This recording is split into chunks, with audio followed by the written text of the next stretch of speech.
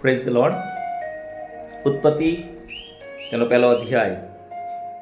આદિએ દેવે આકાશ તથા પૃથ્વી ઉત્પન્ન કર્યા, અને પૃથ્વી અસ્ત વ્યસ્ત તથા ખાલી હતી, અને જળનિધિ પર અંધારું હતું, અને દેવનો આત્મા પાણી પર હાલતો થયો. અને દેવે કહ્યું, અજવાળું થાવ, ને અજવાળું થયું. આજે હું તમને જે વિષય પર કહેવા માંગુ છું એ વિષય તો છે સંકટ. કોના જીવનમાં આજે સંકટ નથી? જેઓ અભ્યાસ કરે છે તેઓના જીવનમાં પણ સંકટ હશે. નોકરી કરતા હશે એમના જીવનમાં પણ સંકટ હશે. બિઝનેસ કરતા હશે એમના જીવનમાં પણ સંકટ હશે. કુંવારાઓ અને પરણેલાઓના જીવનમાં પણ સંકટ હશે. આ પૃથ્વી પર કહી શકાય વાલાઓ કે સંકટ તો છે જ, અને એનું કારણ પણ છે. કેમ? કારણ કે યોહાનની લખેલી સુવાર્તા, અને જો આપણે 16મો અધ્યાય અને 33મા વચનનો છેલ્લો ભાગ વાંચીએ તો ત્યાં લખ્યું છે, જગતમાં સંકટ છે, પણ હિંમત રાખો, જગત તેને જીત્યું છે. તો હું તમને એ કહેવા માંગીશ કે હું તમને એવું નથી કહેવા માંગતો કે હવે હું તમને એવી કોઈ ટ્રીક આપું અથવા કોઈ તમારા માટે જાદુ કરું કે તમારું સંકટ જતું રહે, પણ ના. પણ હું તમને એક સત્ય અજાયબ જેવી બાબત જણાવવા માંગુ છું કે જે વાલાઓ સૃષ્ટિકર્તા પરમેશ્વરે કહી, જેને શરૂઆતમાં આપણે વાંચ્યું કે જેમણે કીધું અજવાળું થાવ અને અજવાળું થયું. એ પરમેશ્વરે શું કહ્યું? તો કે છે જગતમાં સંકટ છે, પણ હિંમત રાખો. અને વાલા હું આજે તમને કહીશ કે શું તમે હારી ચૂક્યા છો? શું તમને એવું થઈ ગયું છે કે બસ હવે નહીં થાય, અઘરું છે, પોસિબલ નથી? પ્રિયો, બાઇબલના કેટલા બધા પાત્ર જો તમે એમનો અભ્યાસ કરો, એમના જીવનમાં રસ લો અને એમને વાંચો તો તમને ખ્યાલ આવશે કે પ્રભુની બહુ નજીક રહેતા હતા. પ્રતિદિન તેઓ પ્રભુને નિહાળનારા હતા, પણ સંકટ હતું. તકલીફમાંથી તેઓ પણ પસાર થયા છે. એટલે શું આપણો ઈશ્વર સંકટને દૂર કરી શકતો નથી? ના, એવું નથી કહેવા માંગતો.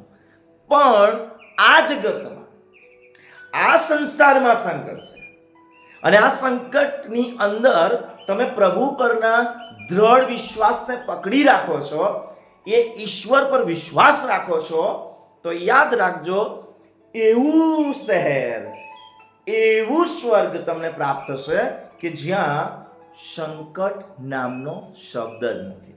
Praise the lord, hallelujah.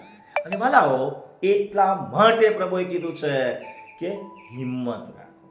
જો તમે હિંમત નહીં રાખો, હારી જશો, નિરાશ થશો, અને પછી અંતે ન કરવાનું કરશો, તો તમે પ્રભુના વચનની વિરુદ્ધ જઈ રહ્યા છો. અને ભલાઓ પ્રભુ ઈસુ નથી ઈચ્છતા કે આપણે પ્રભુના વચનને વિશે આશા છે આપણને કેવી કે હું એક દિવસ પ્રભુના રાજ્યમાં જઈશ. અને ભલાઓ એ સંકટ ટળી જશે. આ પૃથ્વીનું પણ સંકટ, આ પૃથ્વીની બીમારીઓ પણ જતી રહેશે. 12 વર્ષ થઈ ગયા હતા, એક બેનને બીમાર હતી. પ્રાર્થના અને હિંમત રાખી. શું થયું પરિણામ? પ્રભુ ઈસુ ખ્રિસ્તે એના જબ્બાની કોર નડીને સારી. 38 વર્ષ થઈ ગયા હતા બીમાર માણસને, અને એ સારો થયો. 18 વર્ષથી એક બેન કુબડી સીધી ઊભી રહી શકતી નહોતી. શું થયું પરિણામ? ભલાઓ એટલું જ નહીં, મૃત્યુ પામેલા વ્યક્તિઓ જીવિત થયા.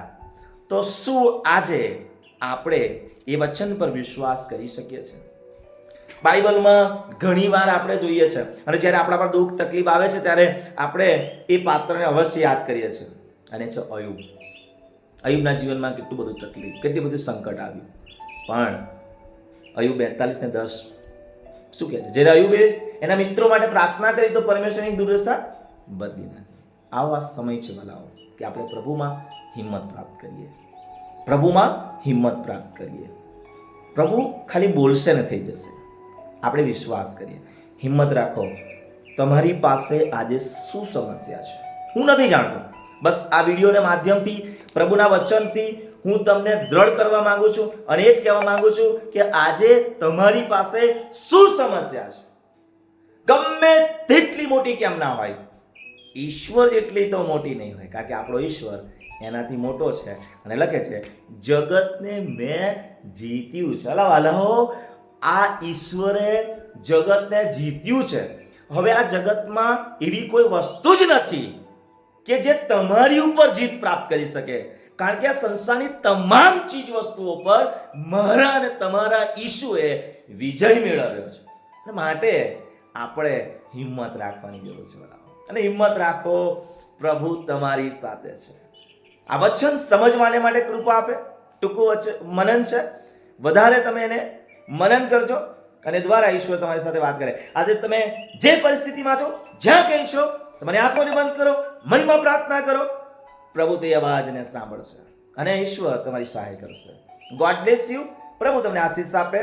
આ વિડીયો એવા લોકોને મોકલી આપો કે જેઓ નિરાશ છે, હતાશ છે, પ્રભુમાં હિંમત પ્રાપ્ત કરે. God bless you. Thank you.